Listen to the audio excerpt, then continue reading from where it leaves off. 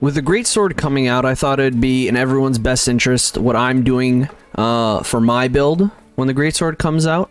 As you can see, I'm currently on the PTR testing out Great Sword Great Axe, and oh my god, is it absolutely amazing.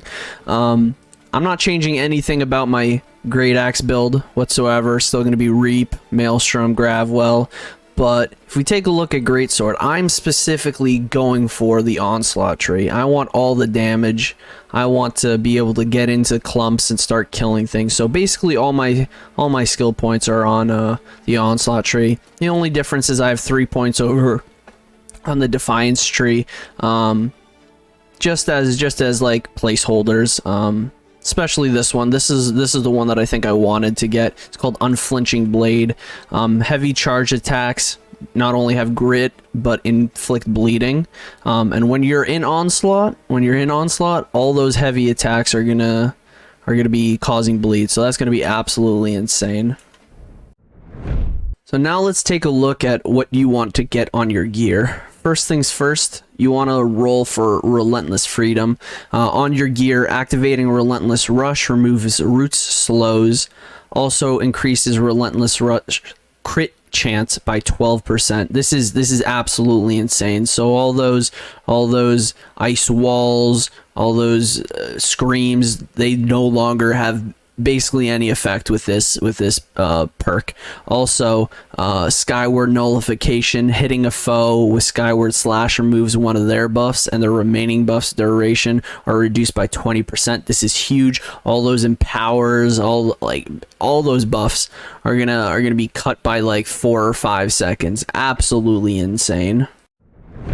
Now over to the gems. Now, while I was making this video, I was under the presumption that I was going to make my build a leeching build, because prior to me checking out New World database today, when the patch notes first released, leeching was upwards of 44% with gems. Now, if we take a look at it, let's see if we can find it right here. Leeching has been reduced overall to a maximum of 21%. And there's a 2-second cooldown on the leeching, basically destroying the build. I don't think leeching will be viable. Don't get me wrong. If they got rid of the 2-second cooldown, I could understand it being a viable build. But the fact that they not only reduce the percentage that you get from leeching, but they also added a cooldown on there. So again, leeching is no longer viable. It never was to begin with, if I'm being honest. But I was with these gems, I was hoping that leeching could be a viable build, but unfortunately, it's not. So the gems I do recommend, however, is on your gear. You get the punishing perk. So basically, it cuts down your aversion, your damage aversion by 0.5 to 1%, depending on either if you have opals or a specific elemental, but you get 1% additional damage to either ranged or melee attacks. So as a bruiser, you're going to be going for the melee damage, the 1%, and overall that's going to increase your damage by 8% average. For your weapons, however, I recommend you go get one of these Frozen, Abyssal, Electrified, because basically what they do is every single hit will inflict an elemental damage for 8% over 2 seconds. That's going to be crazy. That's 16% extra damage for over 2 seconds. So that's just going to be dishing out damage. So now back over to the Great Sword, since we've settled our gear. What do I think would be Biss Great Sword roll, and what I think you guys should go for? Obviously, you want the Warding Strikes if you're strength, like me. On top of that, you probably want an attunement.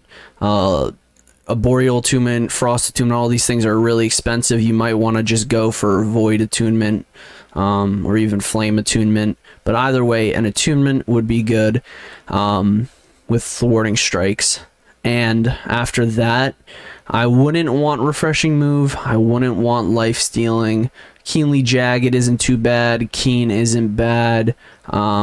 but just a third usable perk that increases your damage would be absolutely amazing.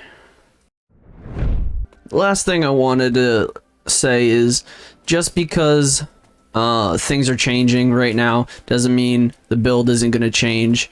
Like I said, the leeching, I was planning on making this a leeching build for wars, just absolutely tearing through people and not dying whatsoever.